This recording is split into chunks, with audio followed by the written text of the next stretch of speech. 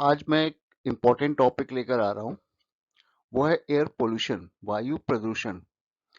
वायु प्रदूषण हम सबको पता है, वायु प्रदूषण हो जाता है और हम लोग इंडियंस प्रदूषित वायु में ही सांसें लेते हैं।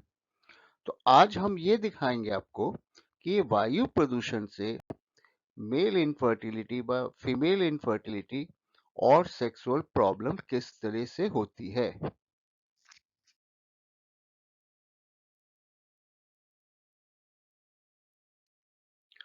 आगे बढ़ते हैं दोस्तों, देखें क्या होता है।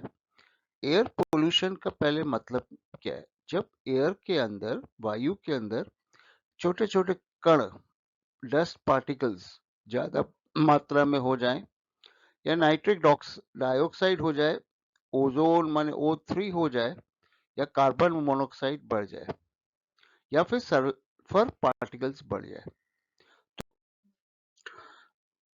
इन ये जो चीज बढ़ जाती है, नाइट्रिक डाइऑक्साइड, आपका ओजोन है, सल्फर डाइऑक्साइड है, तो ये जो है कार्बन मोनोऑक्साइड के साथ में ये एक किलर पॉइजन्स बन जाते हैं। मतलब अगर हम किसी इंसान के नाक में सिर्फ ओजोन या O3 डालें तो छटपटा के उसकी डेथ हो जाती है। कार्बन मोनोऑक्साइड पॉइजनिंग से भी डेथ होती है। किसी को एक कमरे में या गाड़ी में बंद कर दो और कार्बन मोनोऑक्साइड छोड़ दो, उस बेचारे की डेथ हो सकती है। तो आप समझ रहे हैं कि ये कितने किलर पॉइजन्स हैं, जहर हैं, जो हवा में घुले मिले हैं, क्योंकि ये गैस में बन जाते हैं। इसीलिए ये हमारी जिंदगी को कैसे, हमारी हेल्थ को कैसे बिगाड़ते हैं, हम समझाते हैं।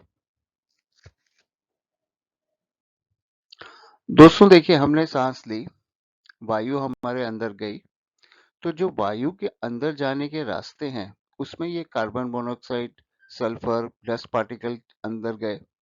उनकी वजह से वायु के जो पैसेज हैं, जिनको ब्रोंकस भी कहते हैं, वो उनमें चोट लगती है, इरिटेशन होता है उनके अंदर। उनका अंदर का सीलिया व अंदर का मैकेनिज्म घिस सा जाता है।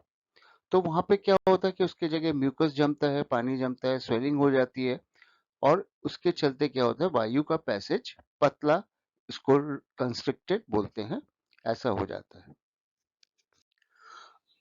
जैसे ही हमारे एयर पैसेज कंस्ट्रिक्टेड हो जाते हैं तो हमारे फेफड़ों में कम वायु पहुंचती है। ये एक तरीके से हमें बचाने का मैकेनिज्म है शरीर का।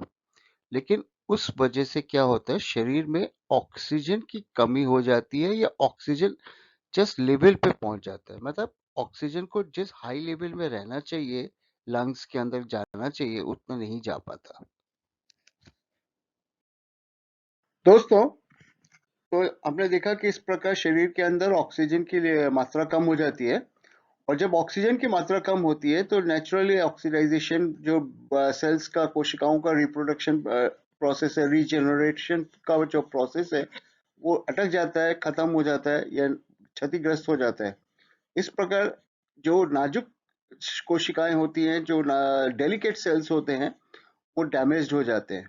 और ये डेलिकेट सेल्स अधिकतर हार्मोन प्रोड्यूसिंग ग्लैंड्स में ही पाए जाते हैं। जो कोशिकाएं हार्मोन्स बनाती हैं, वो अगर खराब हो जाए तो हार्मोनल डिसऑर्डर शुरू होता है। जैसे ही हमारे शरीर में हार्मोन कम होते हैं तो क्या होता है कि हमारे अंदर हार्मोनल डेफिशिएंसी माने सेक्स की प्रॉब्लम शुरू होती है, और हार्मोन कम हो जाने की वजह से इनफर्टिलिटी भी शुरू होती है। अब देखिए, जो ओवा होता है वो ओवरी में बनता है। ओवरी के सारे सेल्स बहुत नाजुक होते हैं, डेलिकेट होते हैं। इसी प्रकार टेस्टिस में स्पर्म बनते हैं।